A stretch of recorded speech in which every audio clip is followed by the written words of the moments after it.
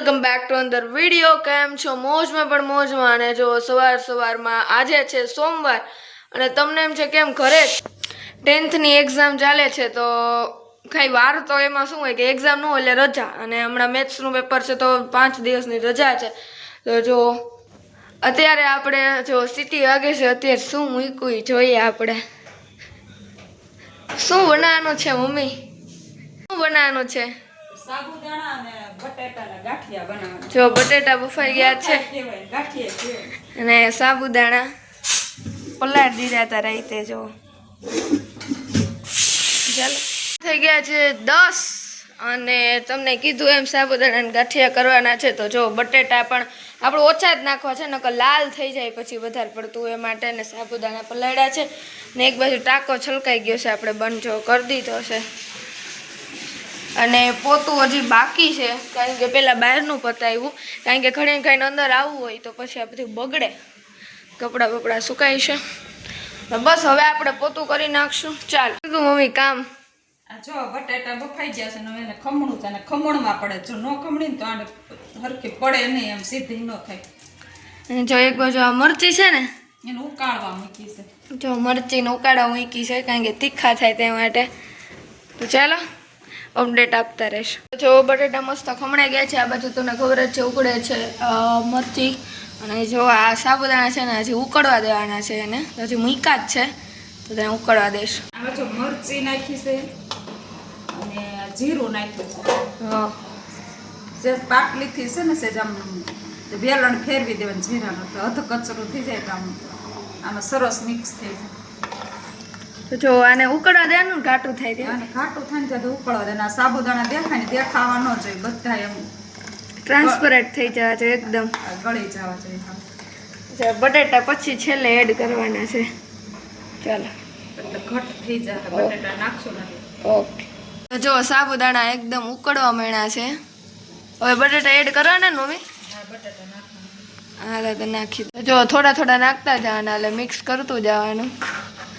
તો ચાલો એડ કરી દઈએ.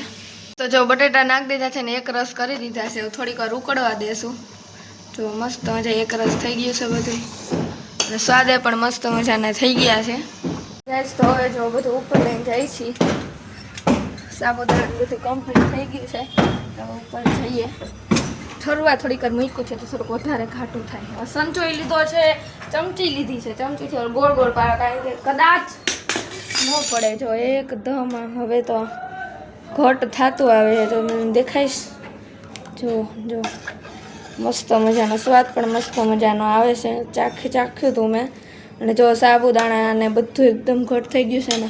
કાલે આપણે પાડી હતી ચોખાની ફરફર, જો તે પણ મસ્ત મજાની થઈ ગઈ છે. અને આમાં જ કરી હતી. આ પાછું મસ્ત મજાનું લૂઈને, અને ઉપર કપડાં સુકાય છે ને અહીં મસ્ત મજાનું લૂઈને, અને અત્યારે અહીંયા કરશું. કદાચ ગાંઠિયા ન થાય, આપણે ચમચીથી કરવાનું રહેશે ગોળ ચક્કર. ચાલો સ્ટાર્ટ કરીએ. જો સૌથી પહેલાં હંચેથી ટ્રાય કરીશું. ફૂલ ગરમ લાગે છે, જો એકદમ ધુવાડા નીકળે છે, એટલે જોઈએ હંચેથી કરીએ કે પછી કોથળીએથી. ચાલો સ્ટાર્ટ કરો, સરખું દેવાઈ જાય એટલે. જો મસ્ત મજાના તડકો પણ આવે છે ઉપર, અહીં છાંયો આવે એટલે અહીં બેઠા છીએ અમે. પાપડ કરવા હોય તો તમને ખબર જ છે, અહીંયા જ બેઠા હોય. બાકી આ બાજુ બધી છાંયો હોય, અહીંયા ઉપર પતરા છે માટે. જો ગાઈસ થાય છે કે નહીં?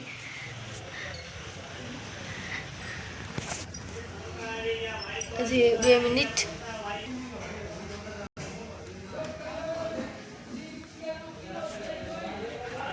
જો થાય છે તો મસ્ત.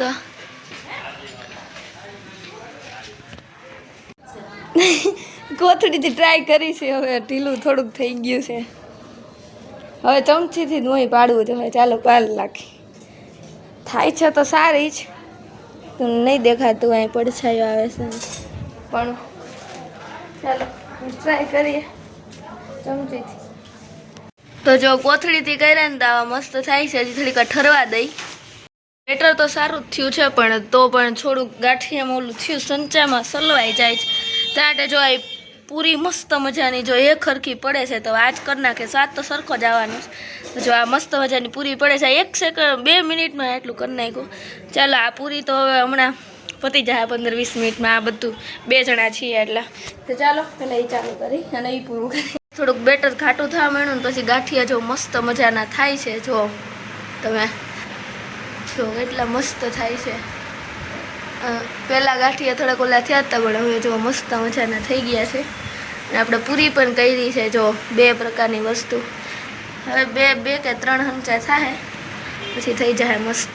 ચાલો અને જો આ બેટર એકદમ સ્વાદિષ્ટ તીખું ને એવું મસ્ત થયું છે. ચાલો બધા એ ખાવા. ચાલો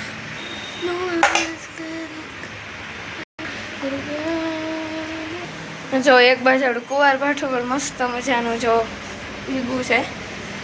એ સાઈડમાં નાનું પણ જો તૂટીને થઈ ગયું છે તો અહીંયા પણ વીગું જુઓ તમે મસ્ત મજાનું જો ધનવેલ ને ઉપર છે એ બધાય આપણે ફૂલ છોડ છે એ બધા મોટા થયા છે કારણ કે છાંયો ને તડકો બેય ઓલા પણ જ ન કરો છાંયો જ આવે છે એટલે તડકો જ આવે સોરી.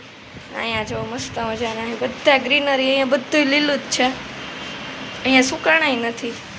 ના જો આ એક જ હતું. આ પછી આ ધીમે ધીમે જો ઉગવા માંડ્યું છે અને મસ્ત લાગે છે. 100 પીસ માટેનું જ છે.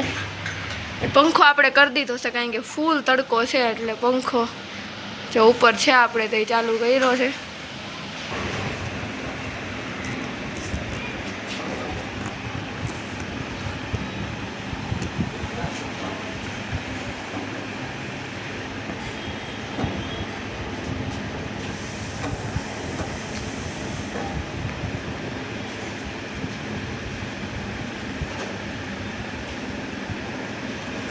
જો મસ્ત ચાલે.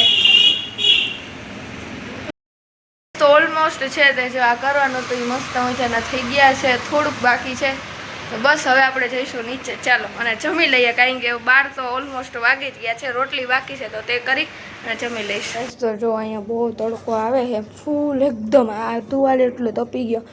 સીટ જો બહુ તપી ગઈ છે. રાખ્યું છે તો ઓછી તપી છે બાકીમાં કશ કલર વયો જાય બહુ ઓલું કરી તો. ફાઇનલી નીચે આવતા રહ્યા છીએ. બધું ડન થઈ ગયું છે.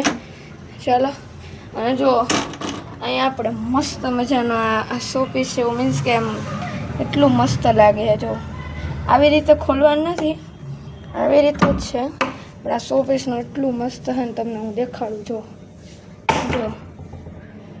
એકદમ આમ સીન સારો આવે એકદમ એવું લીધું છે આપણે. જો એટલે એનું કાંઈ કનેક્ટિવિટી કંઈ પાછળ નથી આવી રીતે કાંઈ પણ એકદમ આમ ઝાલવા અને મસ્ત લાગે છે. મેં તમને કીધું 12 વાગી ગયા છે હજી 12માં 10ની વાર છે.